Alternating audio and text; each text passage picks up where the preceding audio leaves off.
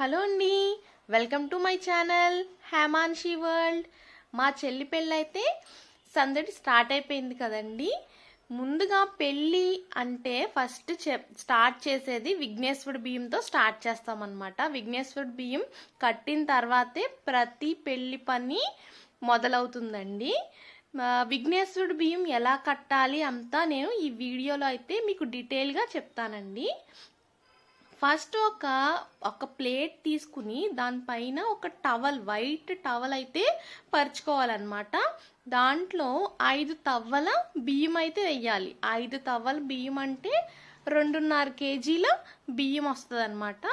2.5 కేజీల బియ్యం పోసి ఒక 2 తమలపాకులు తీసుకుని ఒక పసుపు వినాయకుడిని అయితే చెయ్యాలన్నమాట. పసుపు వినాయకుడిని చేసి బొట్టు పెట్టి పువ్వులు అక్షింతలతో వినాయకుడికి అయితే పూజ చేయాలన్నమాట. పూజ చేసి ఒక వినాయకుడికి బాగా ఇష్టమైంది బెల్లం కదండి, బెల్లం అయితే నైవేద్యంగా పెట్టాలండి. బెల్లము నైవేద్యంగా పెట్టిన తర్వాత ఒక తాంబూలం కూడా పెట్టాలన్నమాట. వక్క 2 అట్టుపళ్ళు తాంబూలం అయితే పెట్టి ఒక 5 తవ్వల బియ్యానికి ఒక 1/2 కేజీ పచ్చిశనగపప్పు అయితే వేయాలన్నమాట.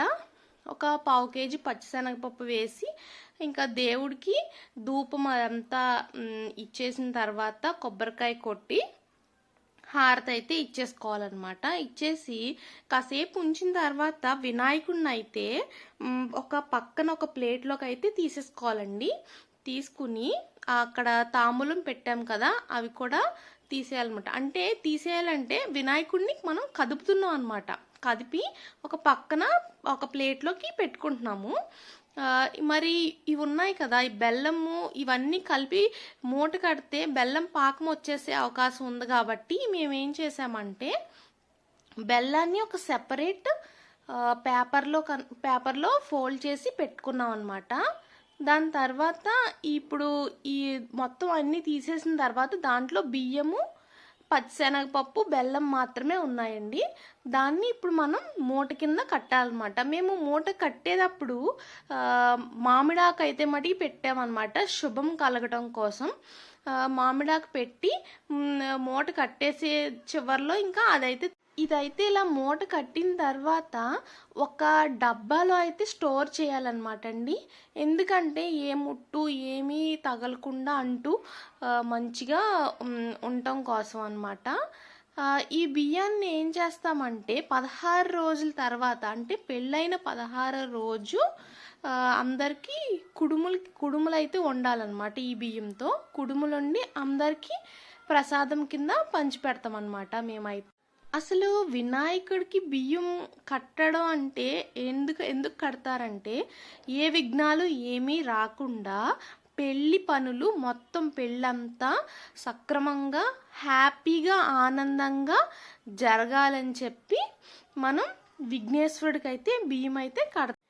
మా చెల్లి పెళ్లిలో అయితే విఘ్నేశ్వరుడి బియ్యం పొద్దున్నే తెల్లవారుజామున 3:30కి వచ్చిందండి. ముహూర్తం ఉంటుంది దీనికి. ముహూర్తం 3:30కి వచ్చిందనమాట. మేము ఇంకా అందరం లెగిసి ఇంకా ఇలా పూజ అయితే చేసి విఘ్నేశ్వరుడికి బియ్యం అయితే కట్టేసామన్నమాట.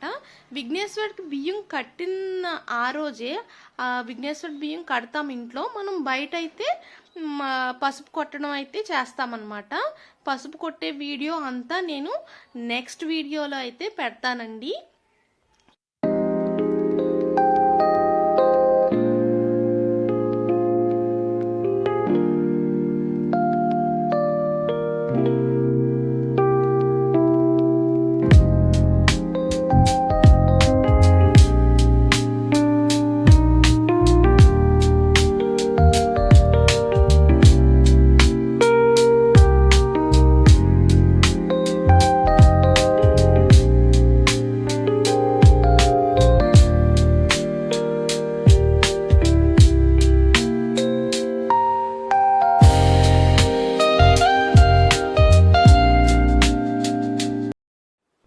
ఈ వీడియో కనుక మీకు నచ్చినట్టయితే లైక్ చేయండి, షేర్ చేయండి అండ్ సబ్స్క్రైబ్ చేయడం మాత్రం మర్చిపోకండి. Thanks for watching.